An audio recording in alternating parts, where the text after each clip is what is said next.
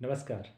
अगर आप भी डिसाइड नहीं कर पा रहे हैं, बिजनेस करूं, गवर्नमेंट जॉब करूं, कॉर्पोरेट सेक्टर में जॉब करूं, क्या करूं, तो ये वीडियो आपके लिए होने वाला है।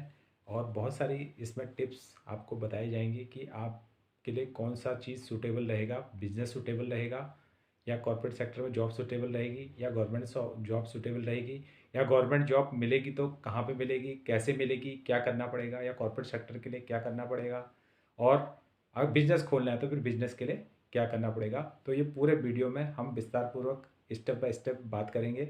बिजनेस के लिए क्या करना है, कॉर्पोरेट सेक्टर के लिए क्या करना है और गवर्नमेंट जॉब्स के लिए क्या करना है। अगर आप भी हैं इच्छुक बिजनेस करने के, और आप हैं बहुत मेहनती, और आप बहुत मेहनत करना जानते हैं, और समर्पण की भावना आप रखते हैं अपने काम के प्रति, तो आपको डेफिनेटली बिजनेस करना चाहिए। क्योंकि बिजनेस में आप जितना मेहनत करेंगे उसी अकॉर्डिंग टू आपका जो है ग्रोथ होगा। तो ग्रोथ से कंसर्न है आपकी मेहनत, मतलब डे बाय डे जो है इंक्रीज़ होगी। तो अगर आप बहुत ही मेहनती हैं और चाहते हैं कि हम कोई पाबंदियों को ना सहते हुए अगर अपना काम करें, तो आपके लिए इंडिपेंडेंट काम करना, अपना बिजनेस करना ये सूटेबल रहेगा। और यही मैं आप लिए सजेस्ट करूँगा। तो अब हम बात कर लेते हैं गवर्नमेंट जॉब्स की। तो गवर्नमेंट जॉब्स, ऐसा नहीं कि गवर्नमेंट जॉब्स हैं, बट गवर्नमेंट जॉब्स का जो आपका जो स्कोप है, रेशो जो है आपका 100:1 है आपका।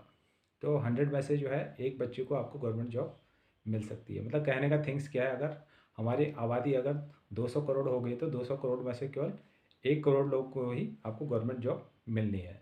तो कहने का थिंग्स है, आपको उसी अकॉर्डिंग टू जो है आपने जो है तैयारियां करनी है। कॉमनली जिस पोस्ट के लिए आप अप्लाई करें उसके अकॉर्डिंग टू आपने डिग्रीज़ करनी है, और उसी अकॉर्डिंग टू आपने जो है स्किल्ड होना है, कंप्यूटर एजुकेशन लेनी है, या फिर कंप्यूटर। अब गवर्नमेंट ऑब्वियसली, अगर आप गवर्नमेंट जो सेक्टर में अगर ऑफिशियल सेक्टर में जा रहे हैं तो वहाँ पे के लिए आप कंप्यूटर 100% आपको मैंडेटरी होगा, तो कंप्यूटर कोर्सेज आपने किए हुए होने चाहिए।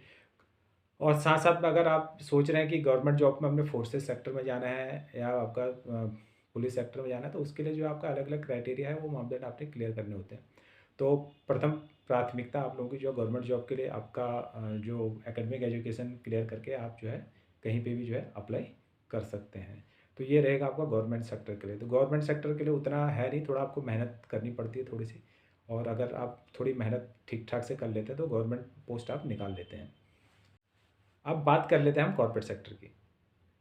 भई आपको अपना बिजनेस नहीं करना है और आपको गवर्नमेंट जॉब भी लगी नहीं, तो बेसिकली ऑब्वियसली फिर तीसरा ऑप्शन हमारे पास में कॉर्पोरेट सेक्टर में नौकरी। क्योंकि भाई जीवन यापन करने के लिए आमदनी तो चाहिए। अगर हमने बिजनेस नहीं कर किया, हमने गवर्नमेंट जॉब में हमारा सिलेक्शन नहीं हुआ, तो आफ्टर ऑल हमें जो है एक हम रुक कर लेते हैं कॉर्पोरेट सेक्टर की।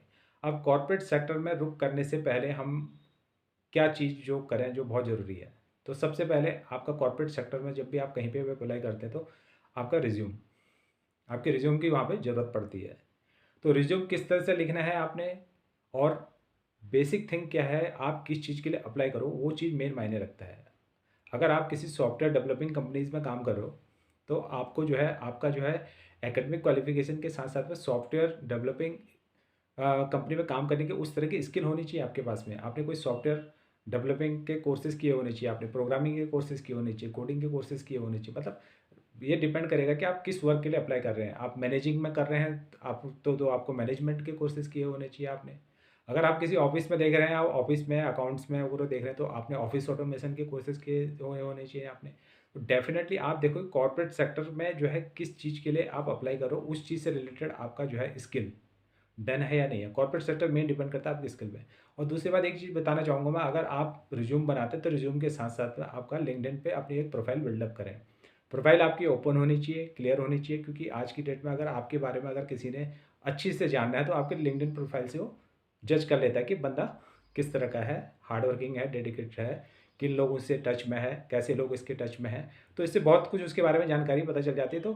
तो लिंक्डइन एक ऐसा प्लेस भी है कि जहाँ पे जॉब देने वाला और जॉब लेने वाला, दोनों लोग यहाँ पे आपको अवेलेबल मिल जाएंगे। आपको बहुत सारी कंपनीज मिलेंगे, और बहुत सारी कंपनीज़ के एम्प्लॉय भी मिलेंगे, और बहुत सारी कंपनीज़ में आपको जॉब के लिए हायरिंग ऑफर भी मिलेंगे। तो अगर अभी भी अगर आपने नहीं बना रखा है लिंक्डइन पे अकाउंट, तो आप बना लीजिए, तो ये भी आपके लिए बहुत हेल्पफुल रहेगा।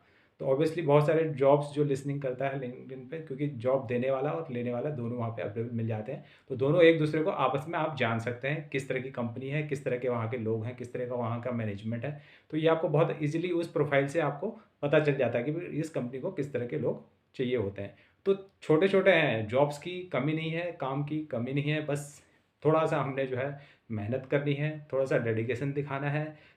बिज़नेस भी कर सकते हैं, गवर्नमेंट जॉब में भी जा सकते हैं और कॉर्पोरेट सेक्टर में भी जा सकते हैं। तो ये आप चीज़ इम्प्लीमेंट करें, तो आपको डेफ़िनेटली जो है जिस फ़ील्ड के लिए आप अप्लाई करना चाह रहे हैं, जिस फ़ील्ड के लिए आप सोच रहे हैं, तो डेफ़िनेटली हम जो है आपके लिए शुभकामनाएँ देते हैं। धन्यवाद।